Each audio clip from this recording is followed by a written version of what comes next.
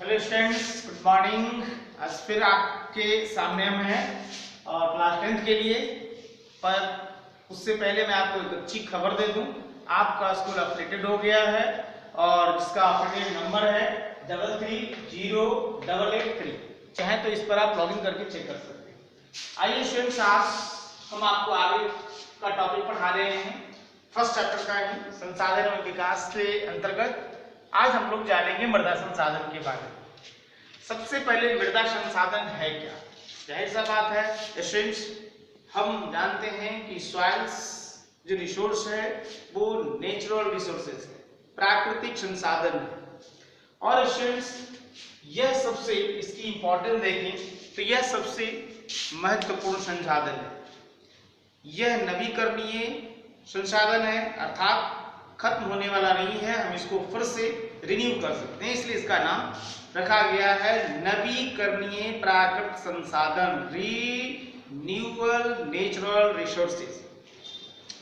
यह एक ऐसी संसाधन है स्टूडेंट्स जिसमें पौधे का विकास होता है, पौधे पनपते हैं और पृथ्वी पर विभिन्न प्रकार के जीव जंतुओं को ये आश्रय देता है, भोजन देता है और आवास भी देता है। हम भी हैं, हम अपनी आवश्यकताओं का 95% इसी धरती से, इसी पृथ्वी से प्राप्त करते हैं, मृदा संसाधन से प्राप्त करते हैं। तो ये कह सकते हैं स्टूडेंट्स कि मृदा एक जीवंत तंत्र है। जितनी चीजें हम बताएं तो हम कह सकते हैं कि मृदा एक जीवंत तंत्र है। जीवंत का मतलब जो जिसमें जीव पनप सकता है ना, इसलिए मृदा को हम एक जीवंत तंत्र का नाम देते हैं। दूसरा टॉपिक है स्टूडेंट्स निर्माण प्रक्रिया। अगर बात करें मिट्टी की बनने की प्रक्रिया तो ये बड़ा जटिल है स्टूडेंट्स, और निर्माण प्रक्रिया अगर कहें तो बहुत धीमी है। इससे बनने में 1 सेंटीमीटर कुछ सेंटीमीटर मिट्टी बनने में लाखों हजारों वर्ष का समय लग जाता है। इसे बनने में निर्माण प्रक्रिया में बहुत सारी नेचुरल सिस्टम प्रणाली काम करते हैं, जैसे अल्टीट्यूड उच्चवाच, पेरेंट्स रॉक्स जिसको कहते हैं जनक सेल, यानी जनक सेल का मतलब हो गया माता, जिसको पेरेंट्स रॉक्स कहे, अर्थात ये चट्टान है, ये टूटा और ये टूटने के बाद जो मिट्टी बना तो यही पेरेंट्स रॉक्स हो गया।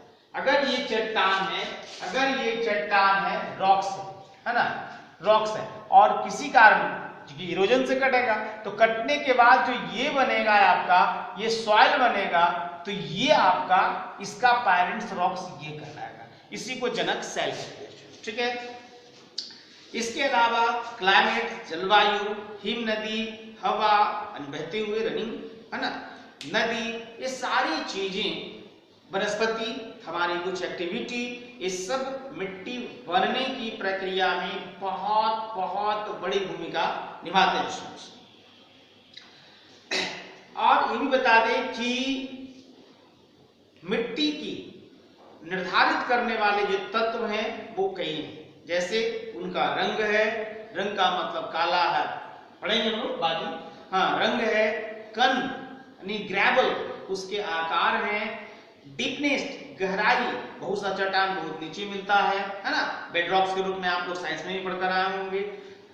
इसके बाद धूप, वर्षा, वनस्पति, सारी भौतिक और रासायनिक, इसके अलावा जैव और अजैव, बायोटिक और अबायोटिक, यहाँ पर स्टूडेंट्स जैव को ह्यूमस कहते हैं है ना, और कुछ पृथ्वी के अंदर मिट्टी में मिलने वाले वर्म, कीड़े होते हैं, ये सभी जो हैं मिट्टी की बनने की प्रक्रिया के तत्वों को निर्धारित करते हैं। तो ये हम देखिए। अब आइए मृदा की प्रकार। स्टूडेंट्स, मृदा का प्रकार, classifications of soils, types of soils. Bharat में जितनी मृदा नीति हैं, भारत की फिजिकल बनावट के अनुसार हम उसको बांटते हैं। क्योंकि आप जानते हैं कि धरती पर भारत में पर्वत, पठार, मैदान, मरुस्थल है ना, तटीय क्षेत्र में सारी चीजें आपको अलग अलग फिजिकल विविधताएं हैं है ना, हिमालय से पर्वत है, तो उसी के आधार पर हम यहाँ पर मिट्टी की प्रकार बना देते हैं, बांट देते हैं। पहला है जलोढ़ मिट्टी जिसको अल्बल सॉइल कहते हैं, दूसरा है काली मिट्टी, तीसरा है लाल और पीली मृदा, चौथा है लैटेराइट मिट्टी, है ना, मृदा उसको कहते हैं सॉइल से, और नेक्स्ट है मरुस्थलीय मृदा, और नेक्स्ट उसके बाद जो है वन मृदा, इसका दूसरा नाम पर्वतीय मृदा है। ठीक है स्टूडेंट्स, तो ये था। अब आइए हम लोग बारी बारी से पढ़ें। सबसे पहले पढ़ते हैं जलोढ़ मृदा। जलोढ़ मृदा का निर्माण कैसे होता है स्टूडेंट्स? अगर हम निर्माण इसको देखें तो कह सकते हैं कि इसको बहते हुए जल द्वारा बहा कर लाई गई मिट्टी है, यानी नदी, हिम नदी के द्वारा ये निर्मित हुआ है। इसमें ह्यूमस यानी जीवाश्म की मात्रा अधिक होती है और ये काफी उपजाऊ होते हैं। इसके दो ग्रुप में हम बांट दिए स्टूडेंट्स, एक का नाम है खादर और जिसको नई जलोढ़ कहते हैं, दूसरा का नाम है बांगर जिसे पुरानी जलोढ़ कहते हैं। खादर नहीं, ये काफी उपजाऊ होते हैं और ये उपजाऊ होते हैं, है ना, लेकिन पुराना जलोढ़ है अर्थात ये उतना उपजाऊ नहीं होते। इसमें खेती करने के लिए हमको कड़ी मेहनत करनी पड़ेगी, कुछ इन्वेस्ट करना पड़ेगा, जैसे इरिगेशन सिस्टम की व्यवस्था करना पड़ेगा।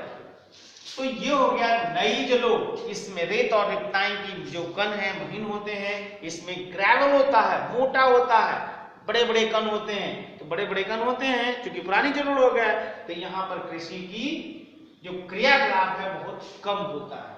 ठीक है स्टूडेंट्स, तो ये जलोढ़ मिट्टी की आपने देखा है ना कि खादर है और बांगर है। क्या है? खादर और बांगर। इस मिट्टी में फसल, तो ये आपका पुरानी जलोढ़ नहीं। अब इसमें इस मिट्टी में कौन कौन से फसल होते हैं तो वो फसल का नाम हम आपको बता दें।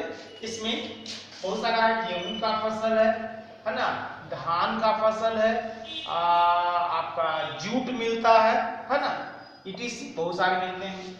अब स्टूडेंट्स ये तो फसल हो गया, ये मिलता है कहाँ? ये प्राप्ति स्थान कहाँ है? तो मैं आपको आपके बुक में दिखा दे रहा हूं, उससे आप देख सकते। ध्यान रहे इसको, कैमरा में जरा इसको फोकस करेंगे।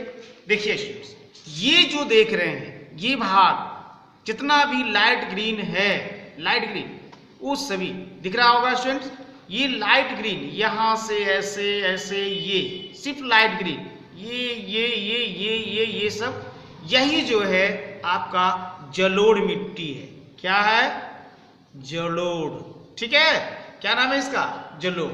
तो जाहिर सा बात है स्टूडेंट्स कि इसका प्राप्ति स्थान कहाँ होगा, जो हमने आपको देखा है ना। देखिए गंगा ब्रह्मपुत्र का मैदान है, उस उत्तर भारत की मैदान भी कहते हैं। इसमें गंगा, ब्रह्मपुत्र और सिंधु तीनों नदियां का संगम है। गुजरात का कुछ कच्छ एरिया है, उसके बाद कोस्टल एरिया है, तटीय वर्ग यानी कोस्टल यानी समुद्र तटीय भाग, इन जगहों पर मिलता है। तो हम कह सकते हैं कि इसका जो प्राप्ति स्थान है वो नदी घाटी है। क्या है? नदी घाटी, समुद्र तटीय भाग और उत्तर भारत की मैदान, उत्तर भारत की मैदान, है ना। तो ये जो है इसकी प्राप्ति स्थान है। ठीक है, आज की वीडियो में इतना ही। अगले वीडियो में हम लोग ब्लैक सॉइल के बारे में जानेंगे। Thank you.